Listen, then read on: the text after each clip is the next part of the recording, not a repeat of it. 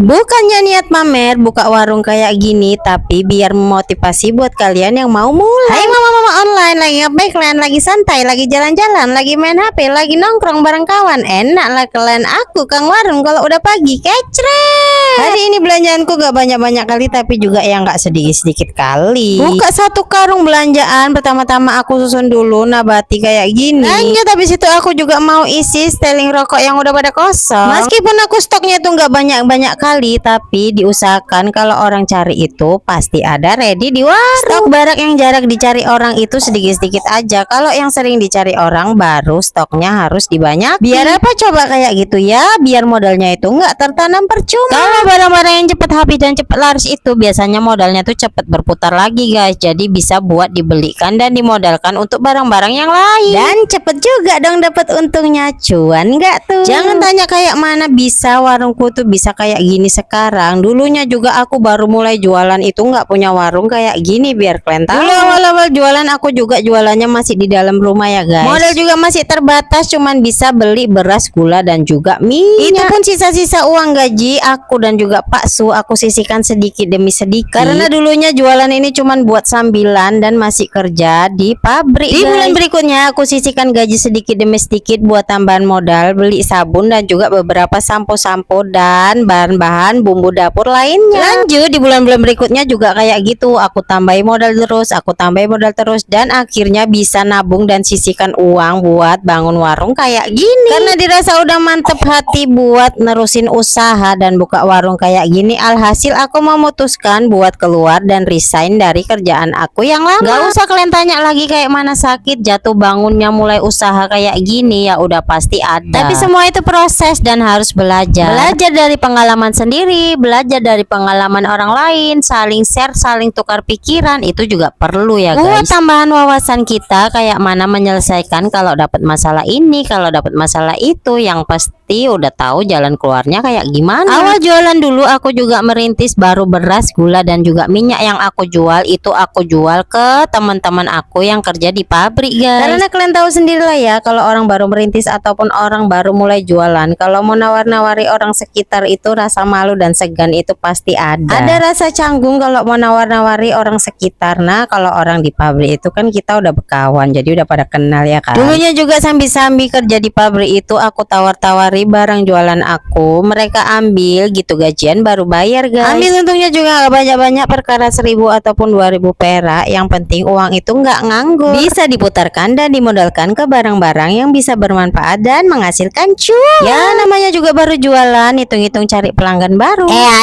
Teknik marketingnya ngeri juga Kang Warung ini ya. Ayuan mautnya pas dia kena sama pelanggan-pelanggan baru ya kan. Yowes lah, itu sekilas info perjalanan aku kayak mana pertama merintis buka warung ya kan. Yang namanya merintis itu nggak ada yang instan, pasti pelan-pelan semuanya itu butuh proses ya nggak mungkin brek sekali bangun itu kalian bisa besar warung kalian isinya itu udah penuh udah pada lengkap, kecuali kalian punya modal besar ya mungkin itu bisa.